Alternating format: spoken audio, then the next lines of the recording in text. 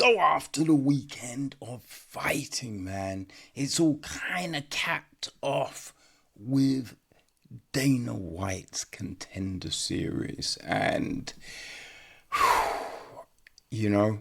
we continue to get some great fights. Now, this week, not everything was great, but, you know what I mean? There was definitely enough to go, yeah, that was a good one. You know what I mean? So it started off, right, with the, what were they? They were bantamweights. Yes, it was Raphael Uchegbu against Cody Chovancek, right? So Uchegbu was from England, Chovancek was from Canada, and this fight, right? Uchegbu, very skilled, right? You can see that, very skilled. You know what I mean? Tall, he's got a reach and all of this stuff. And there were times when you go, okay, he is using his tools. But I think it's one of those ones where you see a fighter with all the attributes, but for whatever reason, they're not necessarily utilizing them, right? And I think Uchegbu, he wasn't using that range, right? Like you thought he could. From outside, he could have been landing, especially, the jab for one, a load of big jabs, but then like 1-2s, just really sniping from the outside, utilizing kicks, the front kick, right? We saw that at the weekend. The front kick can be brutal, and just wasn't doing it. But when he got inside, Chovancek was landing, and I think it was Felder that pointed it out. Not every shot was like a power shot, but he was, putting them together well, right? Putting together combinations, lulling you in with like some light ones and then pow, hit you with that heavy one. And he was the fighter who was, because Uchegbu, he'd be in really good positions, because he was looking for the takedown a lot of the time. He'd get it down, but then wasn't dropping anything. You know what I mean? Like, you're in the perfect position to posture up and land shots, but he just wasn't. But Chovancek, when he got there, man, he just rained them down until the referee stopped the fight, right? So he pulls off the win in the third round. We then had the middleweights, right? Hwang against Paddy McCorry. And McCorry, he had been on, I think, the last season of the Ultimate, not the last season, the season before that of the Ultimate Fighter, I believe, right? And, it's like, okay, you know what it is. You know what I mean? You've been through the process, right? You know what is expected. But at this point, right, we're in season 9 of the Contender series. Every fighter should know what this is. And Paddy, like, neither of these fighters were really bringing any sort of energy to this fight, right? There was time, a good few times, when they're kind of just standing in front of each other. You know what I mean? Like, no one's throwing, right? And you're just like, you know, it's one of them things, and we've said it so many times, it's not necessarily about standing in a phone box and throwing, right? It's not necessarily about like ridiculous knockout, right? But it's about showcasing your skill sets and looking to win. There needs to be this desire in you to win a fight, right? And if you're not going to be trying to win, right? If you're not trying to sell yourself, how do you expect to get your hand raised at the end of the night? You know?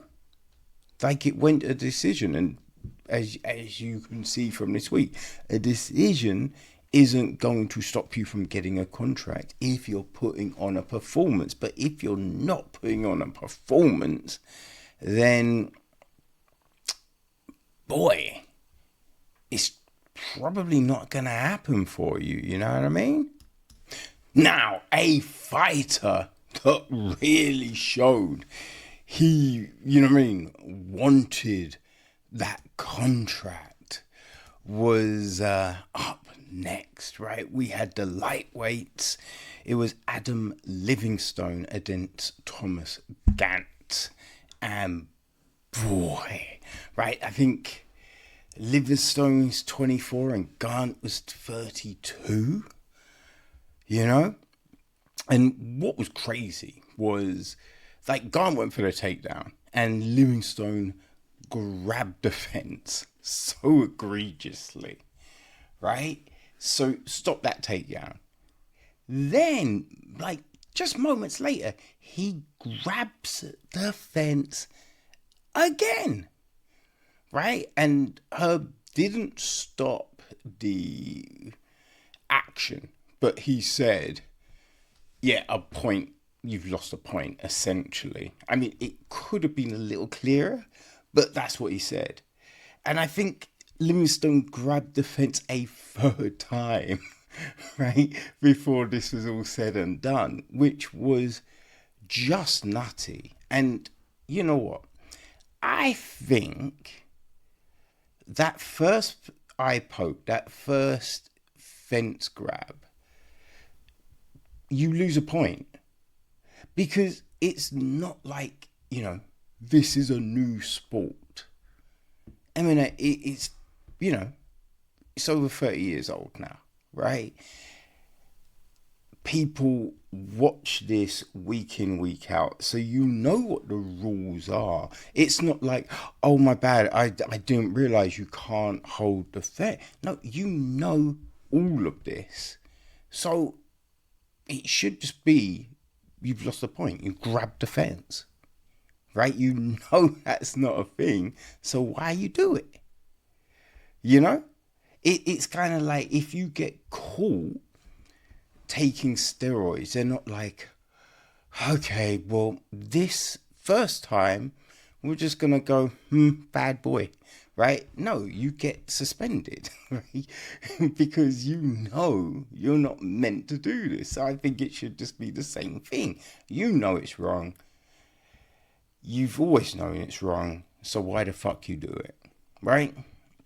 But Gantt didn't, you know, let that ruin his attitude. You know what I mean? Because he just continued to bring it, and then he just chokes out, right? Because he'd gone for the guillotine earlier and didn't quite have it. But yeah, he locked it up and it was done. It was done. Livingston, you know, has to tap.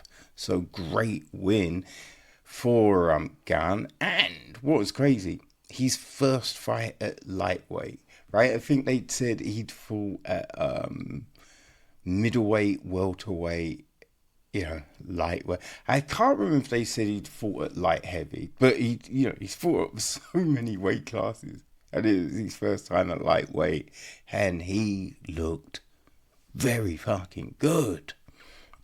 So then we went to the light heavyweights, right? It's Mahamed Aly against Iwo Baraniewski. And I mean, this was very quick, you know what I mean? So, because it's kind of like, if you've been called Mahamed Aly, right? And obviously there's a spelling difference and all of that, but, just to hear your name's Mahamed Aly, right? So to have that name and to go into fighting, yeah, if you're not good, it's kind of like, oosh. But we couldn't even really see how good Ali is, right? I think he'd come forward, he'd landed a couple of shots, but it's Baraniewski, as he comes, he just lands this overhand right that flattens Ali. Just flattens him, and that was it. You know what I mean, dude? It was over. So you're just like, oh shit. More Polish power, right? And that was it. As I said, it was quick, right? Our final fight of the night, we had the Bantamweights. This one went the distance, right? This was not quick. We had Mackson Lee against Hecher Sosa. And, I think I've said it before, right? I like the Contender series because we don't necessarily get all of this backstory drama, right? Like the Ultimate Fighter, where it's there's all of this melodrama kind of attached to it, and I don't really care. I just want to see some good fights, you know what I mean? Now, we do, like, both of them had lost family members, right? And what was crazy, Sosa, his dad died over the weekend, right? So Sosa is here cutting weight, and his dad died. Now, his dad was ill, right? I forget what he had, but his dad was ill. So, I think Sosa knew that it was a possibility and it was kind of come at some point, but probably hoped that, he'd have a little bit longer so he'd be able to see him fight on the show and, potentially get that contract. But unfortunately, he died. So, being able to come out and fight is just huge, right? And we've seen, over the years, we've seen it so many times. Someone has lost a family member and they've still fought. It doesn't always go well, right? I remember Jake Ellenberger. I think that's how you say the name. His brother died. And he fought, I forget who he fought. But, yeah, it was done pretty quickly and not on the side of Jake, right? He lost the fight. And you just go, yeah, there's going to be so much on your mind, man. Like, the fact that you even stepped out there is, like, crazy huge, you know what I mean? So, but Sosa had all of this, but still came out and put on this incredible performance, right? Like, they were both working hard and everything, but Sosa was always just that step ahead, like looking for subs, like landing shots and just everything, just putting on that big performance. It was impressive. And this is the thing, it can go the distance, right? But when you can see that you are constantly looking to try and end the fight, to, you know, impress, to put over your dominance. That is the thing.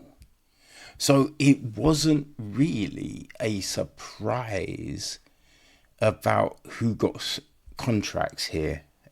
You know, you could see Cody Chovancek getting a contract. You know, he got the finish, and he was bringing the action. Right? Obviously, you didn't think Paddy McCorry was going to get one, and he didn't. Right? But, you know, it's an opportunity. It's an opportunity. If when you don't get the contract, it's an opportunity for you to go back and improve on the things, right? Improve on certain things and get another shot. And we've seen as well, right? People get picked up by other organizations. There was that one time, and there was that Irish guy. I forget his name. I think he was Irish, not English. But he didn't get a contract. And everyone was like, oh my God, I can't believe it. But he got picked up by PFL, you know?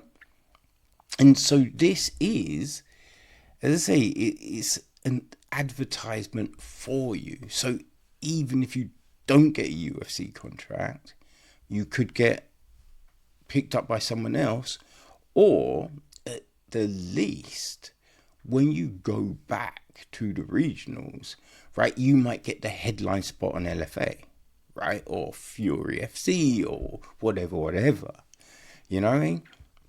So yeah, we didn't think Paddy was. Thomas Gantt was gonna get like the way he performed, and the fact is, like, he's DC's boy, right?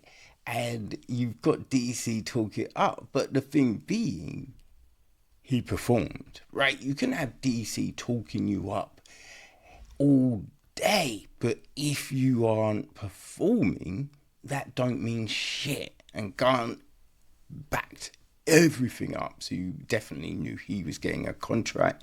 The same with Iwo Baraniewski. You knew he's getting a contract, and he did. The same with Hecher Sosa. He got himself a contract. So 4 contracts got handed out. Not a surprise. Everyone thoroughly deserved it. So yeah, that's our fighting for the week, because there's no UFC card this weekend. But you know, ended well, man. Ended well. Right? So yeah, that's it. Another week of Contender. We're halfway through now, right? Halfway through. But that means we still got 6 more weeks. 6 more fight cards. So yeah, looking forward to next week.